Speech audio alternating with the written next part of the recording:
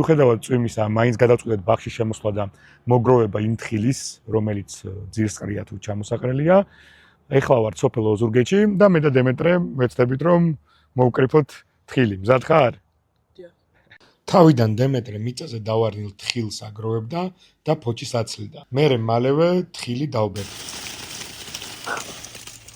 ერთი მომხდა. ზოგადად თხილის აკრეფა, განსაკუთრებით მიწიდან მისი აღება არის რთული, მაგრამ უფრო რთულია ეს კოღოები, რომელიც აქ ყველგან არის და ყოველ წამს კმენენ ხა. ამ ყველაფრის იქით, რაც ხდება, არის ის, რომ თხილის ხარისხი არის ძალიან ცუდი. არ ვიცი ეს ფაროსანაზბრალია თუ ისი ბრალია. სავარაუდოდ ფაროსანაზბრალია, მე ადგილობრივებსაც გავესაუბრები, გავიგებ, მაგრამ მოკლედ ძალიან ისეთი ამბავია რა, მძიმე. ხო, ეს თუმცა ჩავიცი, რომ მოკლე მკლავებში აზრი არ ქონდა, კოღოები ისე იქნებოდნენ, რომ ჯობდა რამე გრძელმკლავიანი ქონდა და ყველაზე თხელი ეს იყო და მაგითო ჩავიცი. დღეისთვის სულ ეს იყო ჯამში.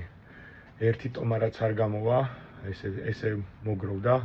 რა თქმა უნდა, აქ არის გადარჩეული უკვე ნახევარზე მეტის იქიდან გამოტანა არ შეიძლებოდა. ზოგი იყო წინა წლის მოსავალი, ზოგი კი ამ წლის უბრალოდ დამპალი, იმიტომ რომ დასავლეთში, როგორც კი ჩამოვარდება თხილი, მალევე ლტება კლიმატის გამო და შესაბამისად არ უნდა დიდი ხანი მიწაზე ვერ გაჩერდება.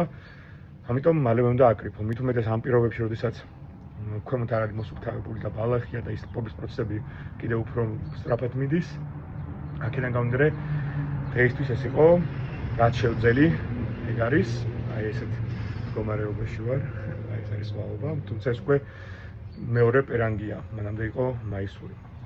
ხვალაც გავაგრძელებთ, რასაც შევძლებ, ჩემი ეს არაპროფესიონალი კრეფაობიდან გამომდინარე, იმას ვიზამ.